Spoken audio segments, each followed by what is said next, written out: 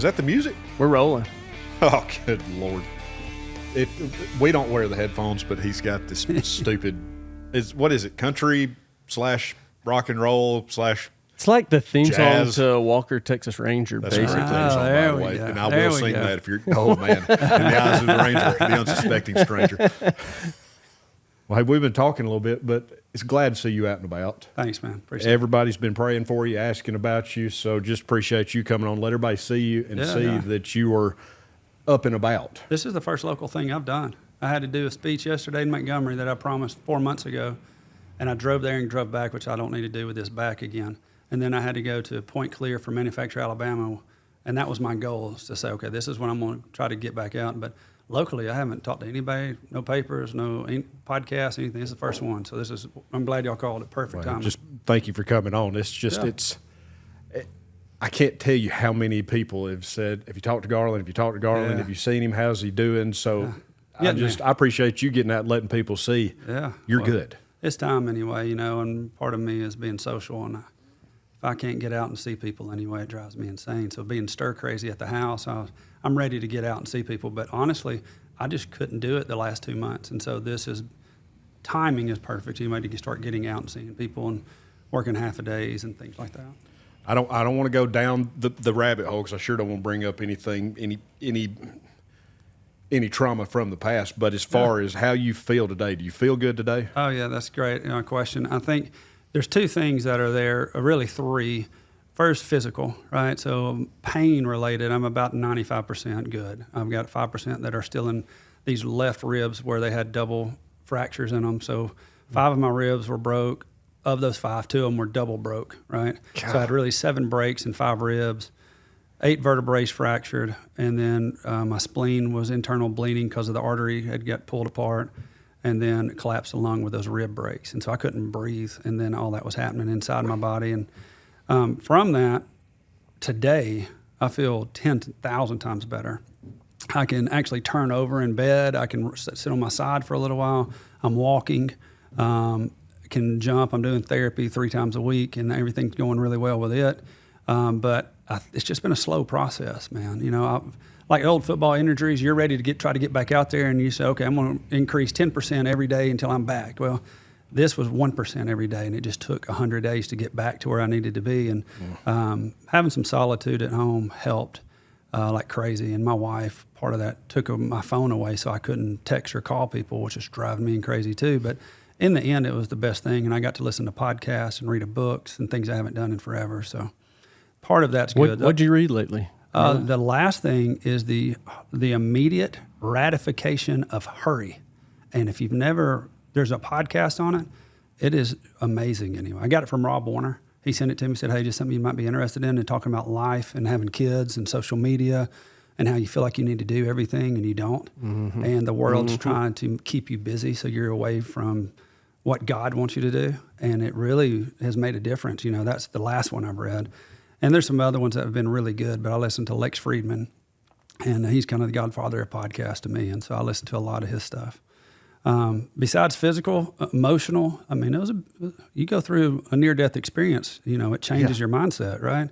And part of what I've learned through this, my wife said, okay, tell me from the last 3 months, before you had the accident till now, what's the main thing you've learned about you? And I was like, wow, that's a great question. So the more I thought about it, there's a life of achievement that most of us are striving to get, plaques on the wall, trophies, I've done this, and I'm going to go after this and win. But in the end, at the end of your life, most of that stuff goes in a box and puts up and nobody remembers, right? Yep. And there's a life of a significance, which is really what God wants us to do. And both of those lives can be mixed together.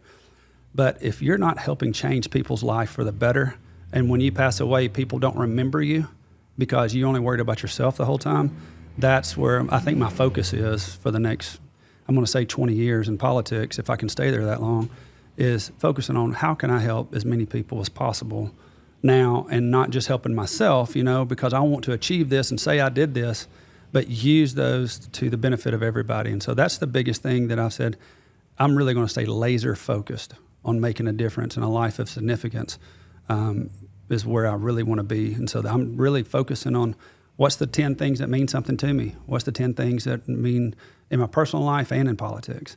And trying to stay focused on that. So there's been a lot going on, but overall, I'm about a 95 percentile now. And what you said is it's what politics should be. Oh, it is. It should be focusing on how much you can help everyone, especially your constituents, but everyone that's involved.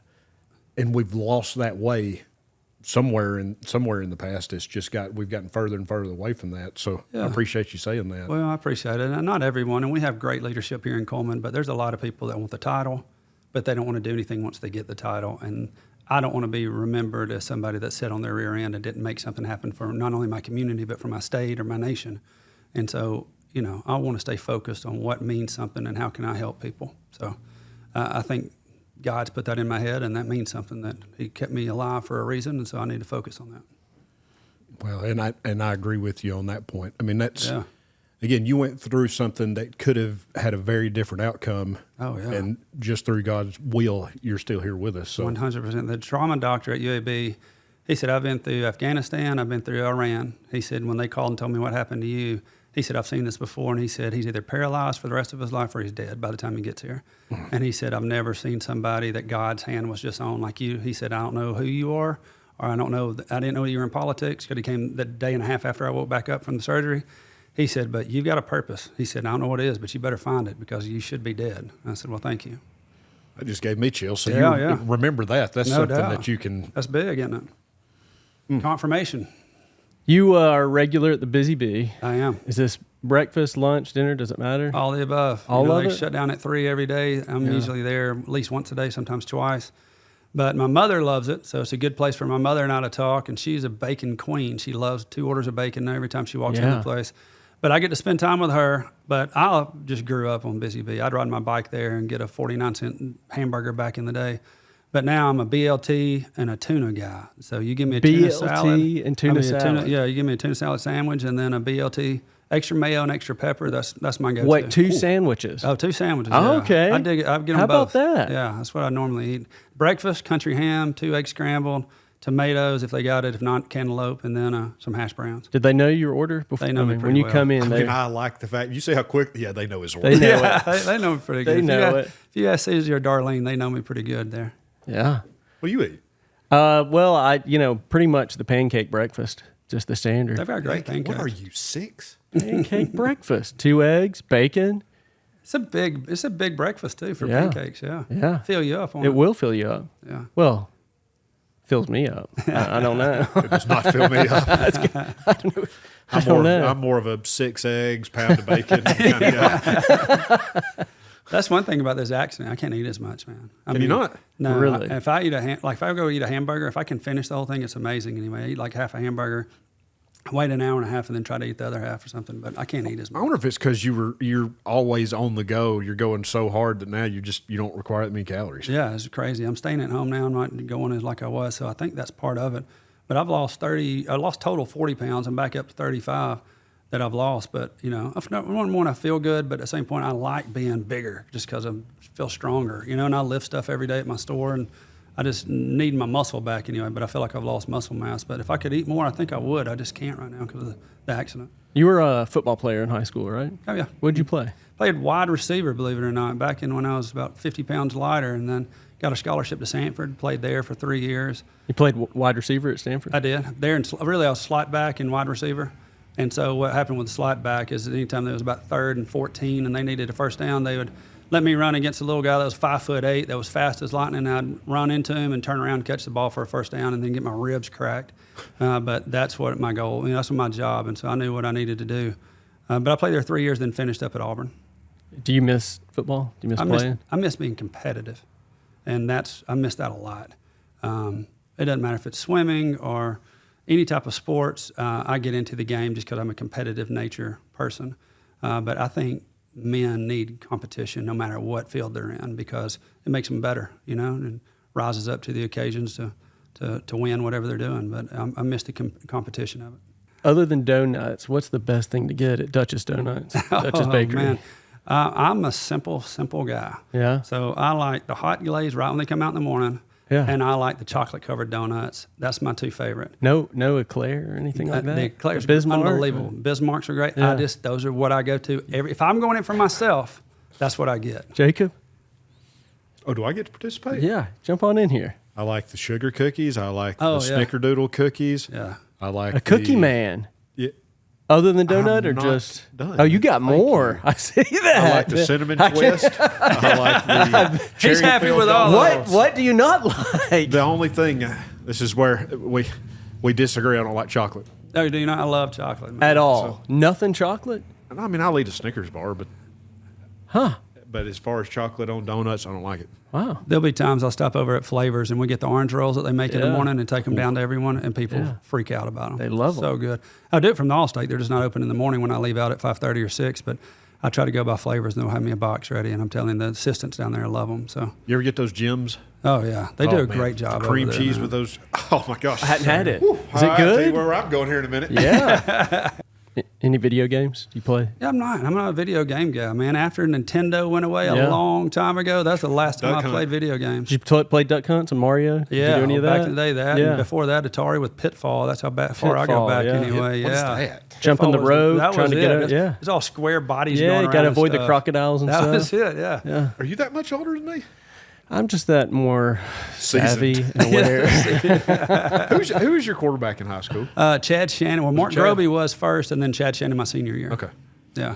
So Mark Groby, he went to Alabama. Jackson Cook went to Alabama. He was the center. And then we had Bill Blue on our team. He went to Arkansas State. AJ went to UNA. Then myself went to Sanford. And then Chad went to Huntington for baseball. That was Mark Hayes always tells me how big that line was. Oh, they're back in the huge. day. They were all 310, 320 plus. It's crazy.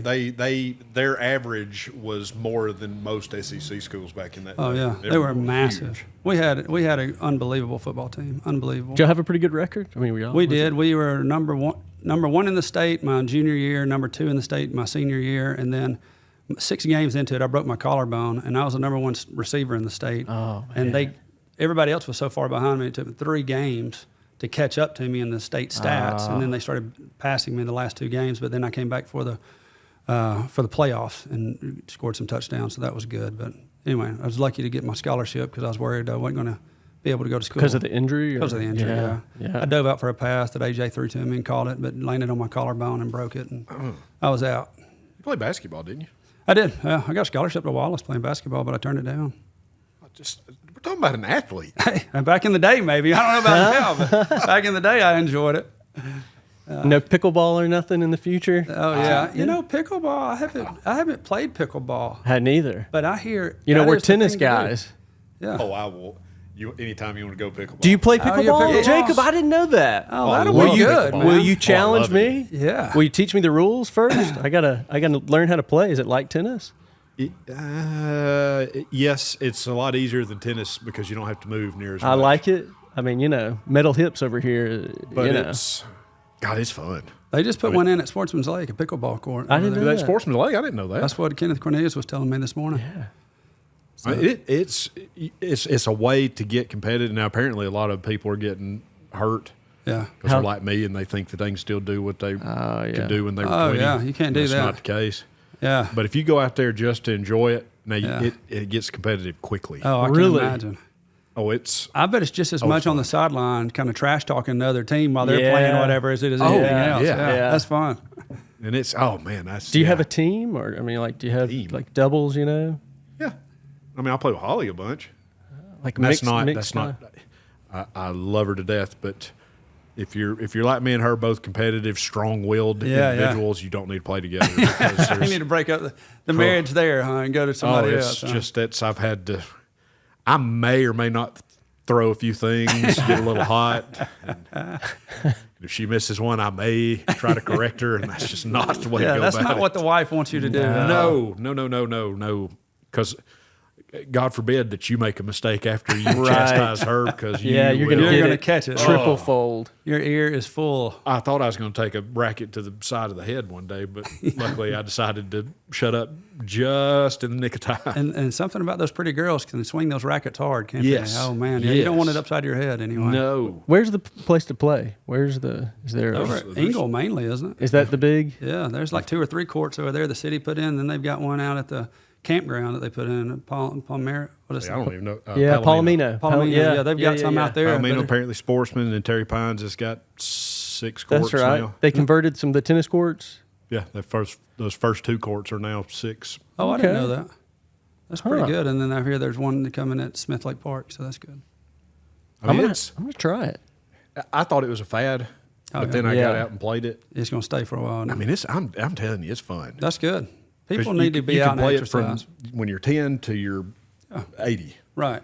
As long as you can move, you can play. You don't even have to move. You can just stand there. As long as you can move your arms, you can swing. You're okay then. That's good. But it is, man. You want to. Is it a workout? I mean, do you feel? horrid sweat when you're done, and just you're exhausted, but it's fun. Yeah. Because it's. I gotten to the point now. I don't like going to the gym because it's repetitive and I get bored. Right. That's a way that you can get some exercise. Get some cardio in. And it's yeah. that competition of. That's what's fun to me. I don't like doing anything just for fun. I'm just not that guy. I need there to be. You like be the a Wins and competition? losses, something. Yeah. Driving. Need a purpose there. I feel you on that one. Fantastic. Garlan, you a Seinfeld or Friends guy? I'm a Seinfeld guy. Yeah, me too. Yeah. Yeah. I like the writing of the Seinfeld. Both of y'all are. I mean, I Yeah. love Seinfeld, but if Yeah. I had to pick one, I guess I'd pick Friends. Yeah. Yeah. I mean, both of them you can't go wrong on. No, They're no. always good. It's man. good. Yeah.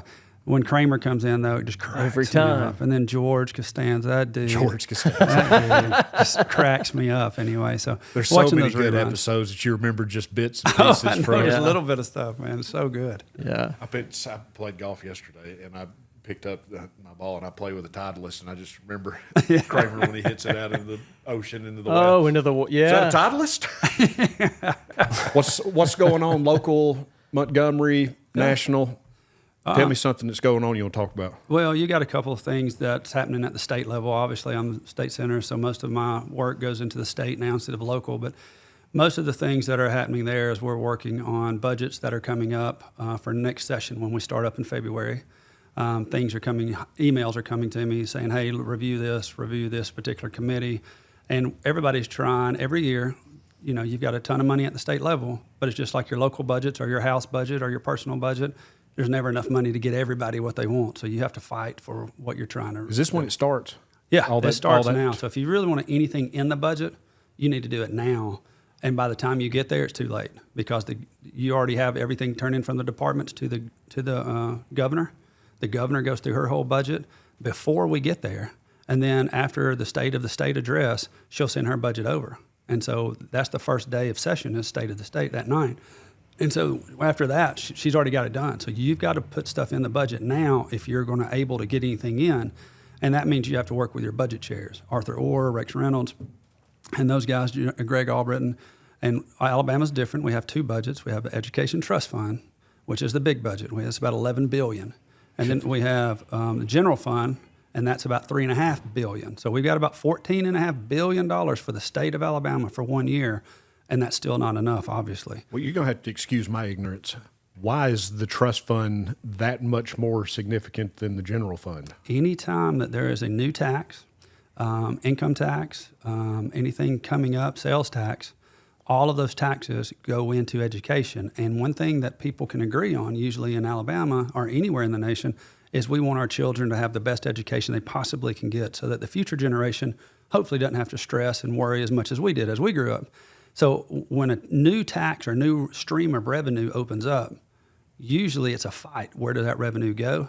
And in the past, if somebody said education, it just went to education. So now you're looking at those budgets, just like you just said, and it's 4 times bigger than the general fund, which deals with all of the health care, mental health, prisons, and things that the Alabama needs. And that's just a few of the many that general fund handles. Yeah. But really, if we had to create a new stream of revenue, it needs to go to the general fund, not the ETF, the Education Trust Fund. But if you start taking away something from the children, then you're going to have the AEAs and the Teacher Association and the Superintendent Association hammer us to do that when they want that money. So, but reality is the general fund is the one that's struggling right now. And the ETF is the better budget. Both of them are better budgets than they've ever been. So the state of Alabama financially is doing pretty well. But we'll probably talk in a minute on gaming. Gaming could produce $1 billion a year. And where does that money go? And that's going to be a fight if it comes back up. Well, as it stands now, would that go into the Educational Trust Fund? Yeah, so there'll be a new bill that's put in. And last year, You had the lottery. So if you had scratch-off tickets or bet a lottery ticket, with the numbers, Mega Millions and Powerball, multi-state, all of that paper lottery would go to the ETF. Everything else would go to the general fund. So we had it kind of split. And then whatever happens this year is a new year. So we haven't seen the bills that are coming out. But I hear that Arthur Orr up in Decatur has one. There's another gentleman that's planning on putting one in. So we'll just see where that money goes in their particular bills. And it could change by the time it goes through committee, obviously. All right, 2 questions. My first one is, if it goes into that, and I'm sorry if these are all these are elementary because I don't keep up with state level. Yeah. If it goes into that trust fund, okay, any new tax goes into that trust fund, can that be allocated outside of the trust fund? No. So it will always be used for educational purposes. It will always, if it goes in the ETF, the Education Trust Fund, it's got to be educated related, period. And so is there ways around that? Yeah, but when it starts coming to $1 billion, people are going to notice exactly what those legislation says and where the money goes, and you're not going to be able to hide anything like that. I mean, if you were talking about $100,000 coming through a particular bill statewide, each county would get $1,500 or so. Yeah. It's not a bit. 15,000. $1,500. But at the same point, it's just this is such a big issue. People will be noticing every word in that legislation to make sure they know where that money goes. Is that a statute that's going to be that way from here on? You could change the way that the ETF is handled. It would be a huge, huge lift because you start talking about the retirees that say we need a increase in our COLAs, right? Because we haven't got an increase from our paychecks since we retired. You've got teachers that say, listen, we don't have any money for our classrooms. We need more money for our classrooms. I've got my nieces saying the same thing to me.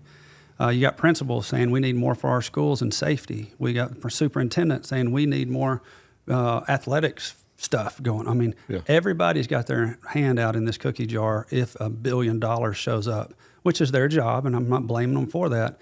But it's just never enough. And if you try to take it out of the education and put that into something else, unless it was in the legislation, I don't think you could ever do it. Okay, but as far as up front on the legislation, you can direct it to go to the general fund. And if that's what you're asking, yes, you can address that in the legislation, that you could split it 50-50 and put 50% in the education trust fund and 50% into the general fund, and you're fine. I mean, that's where it says. And then that way, the budget chair of the ETF, Arthur Orr, and the budget chair of the general fund, Greg Albritton in the Senate, both of those, could determine where that goes each year. Or you could lay it out. I want every penny for right here going to this particular thing, and I want another 20% going to this particular thing. And usually that's how, in the past, if we pass a tax, that's how the people would like to see it, to know exactly where their money goes.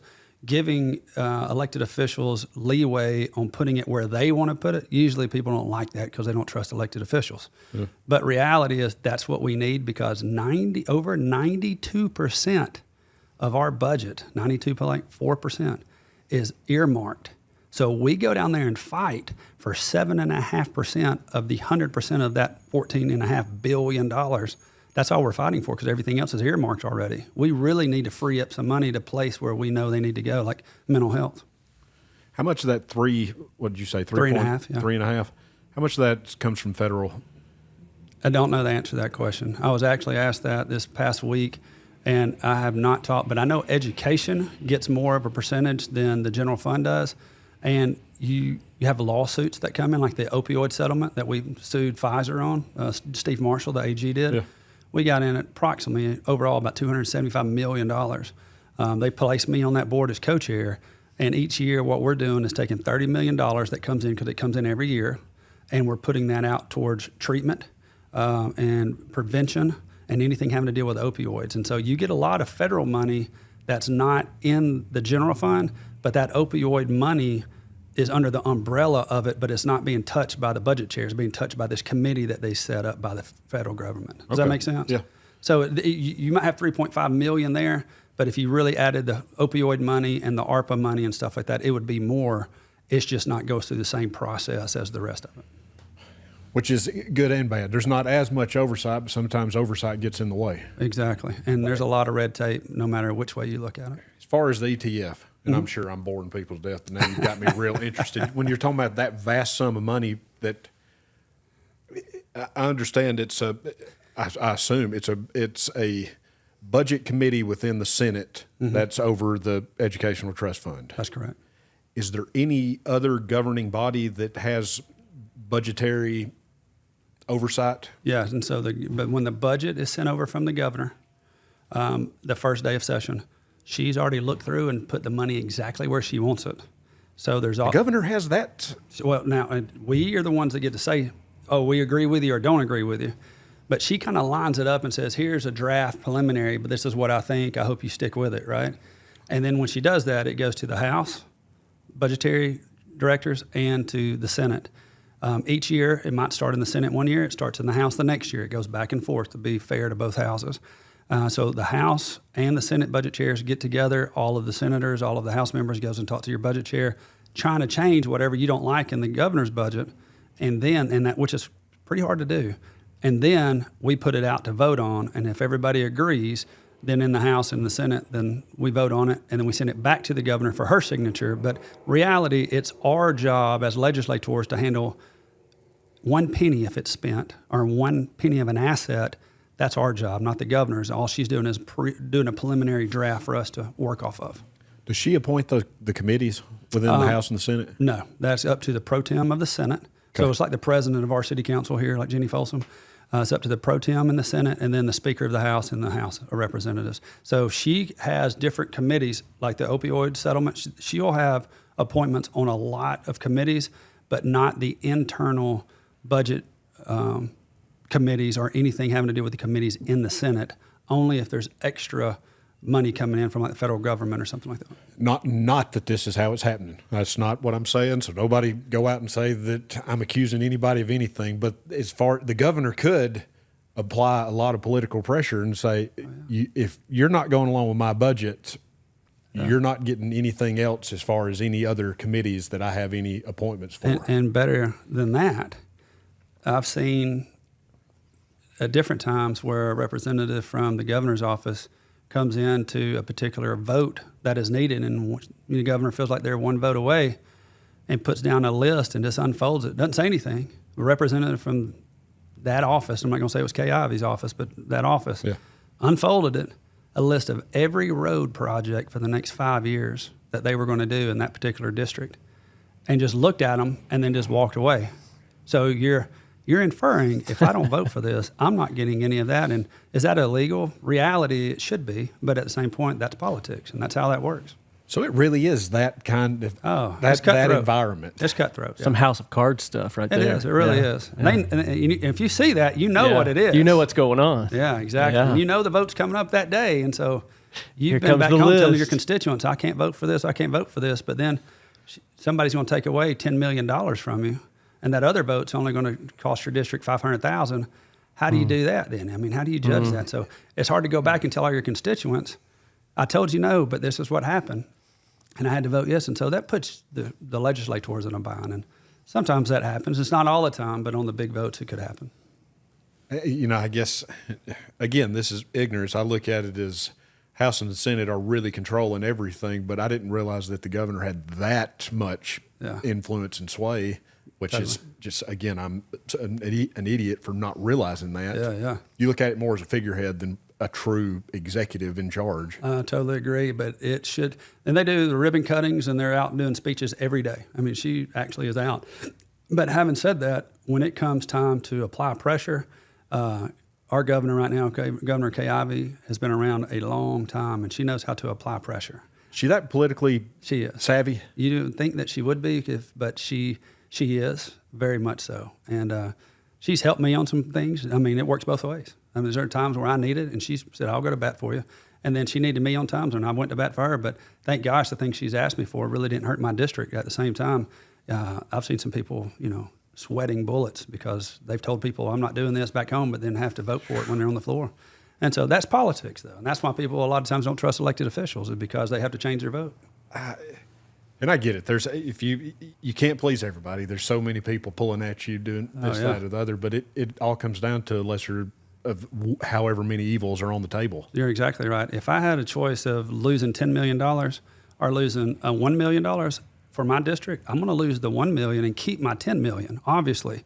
Now, that's hard to do at times, especially if you've already told people, like I said, that you weren't going to vote for this. But, I mean, you look at the lesser of the two evils. You got to do what's right for your district. And in the end, if you are in the State House, and I want to say this too, I've got good people in the Senate. You know, everybody talks about state government a lot of times and how corrupt it can be and all that.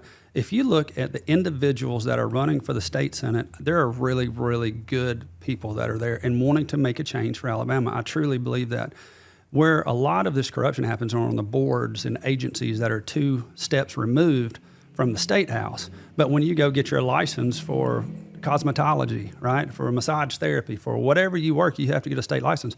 Those go through boards and agencies, and that's where a lot of this stuff and corruption has happened, which we're dealing with bills on that every year. But the guys that are running there in the Senate and really in the House are good people. And I truly believe 95% of them want what's right for Alabama. And will do what's right. And so having good people that you work with is a positive that you're like, I can count on this person. And that's usually what we're in dealing with. And they've got each other's back. This is just an off example from, like we're talking about the governor's draft budget, which it happens at times. Thank you. Every time I talk to you, open my eyes more about, I guess I'm so... You get caught up. You listen to everything happening in Washington. You hear how corrupt Washington is, and I guess I'm just that naive to feel like it flows down to state level and then local city governments. And I think that's a fair assessment because you see on the news every night how separated the federal government is. And you just looked at some of the bills that Katie Britt was just trying to pass and didn't even get anywhere with it because the Democrats had voted every bit of it down. And they were good bills. It's just the fact of up there, you have to vote party line, period, or you're going to get ousted and you're not going to be able to be back there. And what's hard about the senators at that level is the same as the Senate in the state. It's a longevity thing. The longer you're there, the more seniority you've got, right? And so we need Katie there for the next 30 years because then she'll be the Shelby of the world, right? Yeah. So it's the same way in the Senate. But when you look at the federal government, it is totally different than the state government. And really, state government, I think, is totally different than local government, the county commission and the city councils. And I've been on city council, for 14 years, president for 10, moved to the state thinking I knew a lot of what was going on. And man, I learned so much the first 4 years. I had my eyes open too. But it's just a different process. Different people are in power. And the way those processes happen have been happening that way for over 150 years. And so that's the way that it's going to be. On the local levels, I think if you work together, you can get something done pretty quick. In the state level, you work together across the aisle, which we do, and you can make something happen, but it'll take a year. At the federal government, if you really want something to happen that's bipartisan, I don't know if it'll ever happen because they're so far apart. And then I agree with you there. I've always looked at it, local, you can have the biggest immediate impact because we're talking about doing things for school, street closures, festivals, those kind of things local that people see. Right. But with that in my mind, that brings up could possibly bring up so much animosity that you're going to hear, see, feel every day. Right. When you go to Montgomery, you're one step removed from that. Can you have a bigger impact long term? Yes. Exactly. But I feel like it takes you out of that the middle of the fire. Yeah. Now, you're still going to get burnt because I know that you get people want to talk to you every second of every day about whatever's going on. But that's because you are so accessible. There's not most that are as accessible as you are. Right. And then you go to Washington, and then you're just this figure that we hear about, and you don't become an individual then. You're just part of the big machine. Now, you can have a huge impact from there. Now, it might take you 4 years to be able, or 10 or 12 or whatever it is. Mm-hmm. I guess I'm agreeing with you, but also at the fact of your analysis is right. There's no doubt. Is that somewhat? Yeah. I mean, I'm not. I've told everybody I'm not a politician. I can't. I don't enjoy it. I don't want to ever be involved in it. Yeah. So from the outside looking in, that's my interpretation. I'm going to give an example for everything you just said, and you're nail on the head for what you just said. Local government's where you get something done quickly. State government, you can make a bigger impact, but you're one step removed and it's going to take longer. Federal government, if you can finally get it across the finish line, which there's a big if there, but if you can, especially if it's bipartisan, it's going to take more years to get it across the finish line, but it's going to be a bigger impact than the state level. For example, road projects, right? You're out here on 157. That would have never been four-laned like it has been in 2018 when we got the grant, right? When I went into the Senate. But the city was working with the state was working with the feds, and because the federal government put in, I'm gonna get these percentages wrong, but most of the time it's a 90% grant or 80% grant. The city put in approximately 10%. The county was putting in 10%, and then from that, the county, and the state put in money. So you had the county and city saying, we need this, and we have a huge need, and we can't afford it. Go to the state, and the state says, we agree, this is a big need, and we need that in this state for more access and for all the hospital travel and industrial travel. So we're going to back you on this. And then we took it to Shelby's office and Katie Britt's now, and they funded 80% of it. So if you really want to work the right way, you have all three agencies working together to do something that's $25 million project like we had out there on 157. But that's the only way that we got 157 funded, is that we had to have federal government, state government, and local government working together. So when you work together, big things can happen. When you get mad at each other and you don't work together or don't communicate, you can't get big projects like that, because the federal government says, I'd give you this money if I didn't think that your city and county were going to be separated and not agree upon this, right? But if they're working together and go to the state and the state goes to the feds, we're all in it together. So it's a team effort, is what I'm trying to say. Yeah, which makes sense. And I didn't even think about the road projects, but that's... Oh, yeah. The road projects especially are big, because that's where a lot of money goes into the community. And on the big highways, without the federal money, we can't do it. We're just state money. And, you know, Coleman's so blessed. You've got 157. We're sitting here looking at 278. You got 65 that runs through. 31, 69. We have all these road projects, and you kind of take it for granted after you see them for a while. But Coleman is blessed, brother. Let me tell you, I have a big district, and there's other places that everywhere I go, they're like, tell me how Coleman's doing this, whether that's education or the hospital or road projects. And throughout the whole state, I just grew up in Coleman, thought everything was like Coleman throughout the whole state of Alabama. Yeah. You know, you start traveling this world, it's not at all. And we've got so many positive things happening for us in this community, because a lot of times, back to leaders of the city and the county, the state and federal are working together, we're making things happen. You know, the state government's coming in just for, like, Good Samaritan Clinic. They're opening up a $2.8 million. The state's funding that through ADECA, $1 million, because they said, we'll match. If the locals give money, we'll match up to $1 million. Well, that's how you get things done. And the locals have showed up to give $1 million. We're giving $1 million at the state level through Kenneth Boswell. And I mean, that's how you get these big projects done. And that's why Coleman is blessed, because we've got people that care about this community and want to see this community thrive.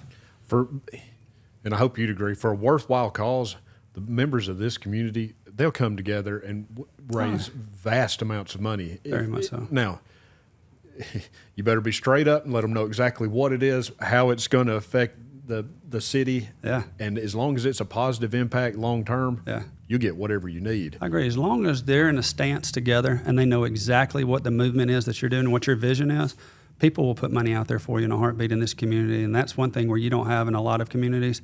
But people will say, listen, I'm going to keep doing what I'm really good at, and I'm working hard at it, but I don't have time to go look at your vision, but I'm going to support you through financial donation. That means the world, because a lot of places don't have that extra money to give. Coleman does, because we're thriving right now. And hopefully we stay on top of that wave and the momentum that people have of growing this community. You mentioned gaming. How close are we? We were the closest we've been in 35 years at the last session. And we were one vote away. One vote. And the House had passed it. I think they had to get... What happens in that situation, Garlan? What's going on there? Man. Like, did you feel like we had... You thought we had it, right? We had it in the bag. Hey, Michael, you haven't talked in a while. Just thank you for being here. Oh, yeah, yeah. Well... That's great. We had to get something going here. I was falling asleep there for a minute. So we're gonna have what? Go over there. Be quiet. Mute yourself. Have to wake everybody up here.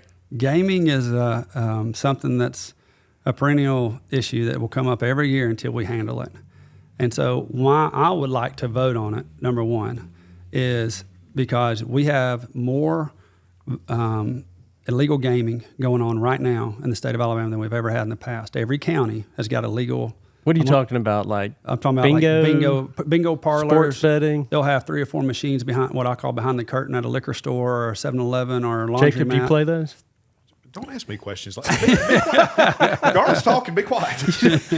You're playing the bingo. Yeah. So I'm too cheap to do that. he's going to do the penny slots instead. That's it. Yeah. So getting rid of the illegal and having an enforcement arm. The state of Alabama does not have an enforcement commission or an enforcement arm over any gaming in the state of Alabama. That's why the laws might say one thing, but they're so crazy because they're not enforcing them, because there's not an enforcement arm that focuses just on gaming. So that's number one. Number two, Alabamians are getting any benefit from not voting on this, and the reason being is there's no taxes on it right now. So if they're making something in the laundromat in Bessemer, Alabama, they're keeping the money. They're not turning in taxes. If we legalized that and restricted the areas where those particular bingo parlors were, all of Alabama, well, first of all, they'd be taxed. All of Alabama would be getting benefit from it, and you would have an enforcement arm through like the state troopers, ALEA, that could oversee it to make sure that we enforce what we need to be enforcing. So that's number one. Number two is that people, if you've done any polls in this area on gaming, over 70% want to vote for the lottery, period. Over 70%, strong number. You start putting in online betting, it goes down to about 62%. Okay, but it's still positive. And then you go to casinos. And again, this is where everybody gets confused. I feel like the casinos were originally from the House bill was like Harris Casino that you see in New Orleans. And they wanted 7 of those in the state. Most of the people in my district that we polled said, we don't want those. And it was like a 45% vote or whatever. But what we ended up doing is saying, we're going to take of the 140 bingo parlors that are in the state that we know of right now, we're going to limit those to 7 big ones that are here. And those will be our casinos, even though they're bingo parlors. But you wouldn't have the games like at Harris Casino and stuff. You'd have the bingo parlor, you'd have historical horse racing still, and that would be the 7 casinos, but it wouldn't be a true casino, right? It'd be a bingo parlor. And that issue right alone is what stopped us from having one more vote on the Senate floor. But it passed the House and came it to the Senate. I thought we had the votes. A gentleman told me that he looked at me and nodded like, I'm in, let's go. And that was the 21st vote that we needed, because you have to have a supermajority vote on that particular issue. And he turned on you. He turned. Did he? During the vote. In the moment. During the vote. He knew it all along. And he came up, but he did it, I think, on purpose. He got So having said that, he changed the whole state. So now we have a whole another year that we have to go through legislation. Well, the good thing, though, is like local bookies can still keep their jobs. Right? Yeah, totally. So, yeah, they're definitely keeping their job right now. They're doing well. Gosh, that's the way to spin something. We've got, positive there. Yeah. Was that for political gain? Did everybody know that he was a swing vote? There was 3 swing votes. One, the Porch Creek Indians told right beforehand, you're not voting for this, and he's in their district, so he said, okay. Okay. Another one said he wanted to, but somebody else that he listens to told him, you can't do this, and he voted no. And then the third was during the vote, he said yes. And then during the vote, he got up and changed his vote to no. Any idea why? People in his district were calling him, but he had just told everybody, I'm in, let's do this. And that's why we went to the vote. If we wouldn't have had him, we wouldn't have taken a vote. Now, something like that, he loses all favor from everyone, does he not? I think he lost a lot of favor. I don't know if he knows that right now, but there's some favor that was. Because even the ones that were on the side that he voted know that they can't trust him. Exactly. You can't flip-flop. That's one thing about the State House. When you get there, whatever you say has to stick. So going back to that preliminary budget thing, that's why it's so hard, because you've told people back home you're voting no. But if you tell people no or yes in that State House, and then you change your vote, and when you go on that floor, you lose all credibility from there on out. So that's where it starts. You going downhill, and then if you don't get trusted in Montgomery, you're not trusted back home. And it just is a snowball effect. So that's why a lot of times we have to do exactly, think through it before we say yes or no. And I'd much rather be the person that says, I don't know, let me educate myself on this, and I'll tell you in a week before the vote comes up, but I just don't know now. And there's so many different issues that come through. You can't be an expert on everything. What's the percentage chances that we'll have gaming up for a vote after this next session? Honestly, I think it's 50-50 right now. And the reason being is that the Republican Party just had a big resolution they passed last week at their statewide party condemning any casinos. If you read the resolution that their whole group passed, it doesn't say anything about video poker or HHR machines or anything that's going on right now. They just don't want casinos here, and that's what they were condemning. But the way that the media had put that out afterwards is that it was all gaming. So I think a lot of people that were looking at the Republican Party saying, hey, I voted for this last time, but I don't want to tick off the state Republican Party, they might be a no vote now. So if we're not close on votes, it's not going to be brought up anyway because nobody wants to take a bad vote, in the State House. Yeah. Any other weird questions from you? I might have a couple. Yeah, Well, go you for game it. for a few Yeah, more, go with it. Garlan? All right. What's the last concert you went to? Oh, man, the last concert I went to was the Red Clay Strays in a cave in Tennessee. Okay, I'm so glad you said that. Yeah. I just saw a concert I wanted to go to, but I saw it and it says it's in a cave. Yeah, it's in the taverns. Yeah, that's in Tennessee. it. Pelham, Tennessee? That's it, yeah. What's that? went What's with it my- like? I went with my son, and it's well worth it. It's a small it? venue, but you walk in, and it's stays 65 degrees year round. Wow. So it was hot outside. And we had just got through playing a softball game, the Alabama Legislature All-Stars versus the Mississippi All-Stars. And I was in an Alabama outfit on our way home from Mississippi. And my son said, man, I'd really like to see this band. I said, well, see where they're playing. And we had off that next day and because my wife was out of town. And I said, let's just go. So we drove up there, changed clothes when we got there in the parking lot. Had you been before? Like, Never did you know been, anything didn't know about anything it? about it. Yeah. And it blew me away. That's what I've heard. Unbelievable setting. It's in the middle of nowhere. And from that, it made it even better because you just got to meet all these people. And at the end, it came just a torrential down flood. And we were under this little thing. And all the people around me were from Moulton, right, in Lawrence County. Really? Some of them had family that grew up in Coleman. And it was like we all hung out together and shared pizza until the water quit. But it was a fun, just random night for my son and I to spend time together. But we were almost front row, and we were having a blast anyway. But if you can go to the Caverns in Pelham, Tennessee, you need to go. It's worth going. 100%. Yeah, have you been? No, I'm not a live event kind of guy. No? No. This sounds pretty interesting, though. Concert I in like a to cave. see the cave, but I don't want to be in there with 1,000 other people. I'm just not that there'll guy. be about 1,500 people in this. They thing. pack it in. Yeah, they'll pack it in. Nope. Yeah, you got to pay a little bit more for like this little front row VIP thing, but it was his 21st birthday, so I said, let's get him. do And I'm it. glad I did. I just had a little bit more room, and you could still walk to the restrooms and stuff back without losing your spot. But yeah, if you go, you're going to enjoy it, so that's good. Oh, I'm glad to hear that. Yeah. Yeah. I'm out. I'm a live music guy too. Yeah, though. I like live yeah. music. Yeah, Jacob, you'd love it. Get in that cave. I want to go if I know something that they sang, but I'm not going to know these people. Look, guys, he acts like it, but this guy over here is a lot of fun. Oh, yeah. But he wants to act like he's not. No, wait, I but- didn't say anything yeah, about being fun. I have a lot of fun. You are. I'm a you know, blast. Let me get this going. Oh, see, he plays his stupid music. See, we're Put those having a nice cans on, Oh, conversation. yeah, Garlan. there You're you gonna go, like baby. it. There you go. Yeah. It's Give it a Did you see try. that? Give it a gander. I wanna hear it. Yeah. There you go. Jacob's going to be having Where this did you playing in find- his truck. I still can't figure out. He's going to listen to him in the truck. You're right, all the way home. That's it. some kind of weird country it is. marching band. It Something. is a weird mutated. Garlan, thanks for coming. Anytime, guys. I appreciate you Man, having thank me. you. Man, Thanks for letting me just- get back out. It's good to see you out and about, and let's get together soon. Do it again. No, I appreciate that. Thank you. I'll come on anytime.